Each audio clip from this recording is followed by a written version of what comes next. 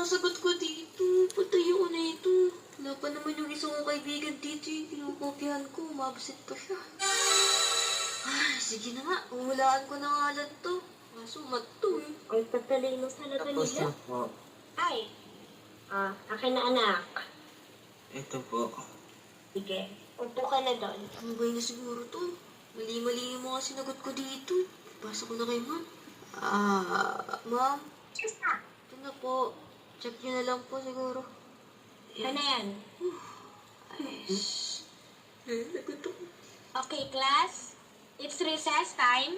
Punta na muna kayo sa labas at mag-check ako ng mga papers niyo. Ayun. Ayun ako po. Alam mo, wala na yung kaba ko. Ay. Ano bang kakainin ko ngayong araw? Parang sana pala nag-review na lang ako. Puro iPad eh. Cheska? Ay, ano yun? Gusto mo bang tumasak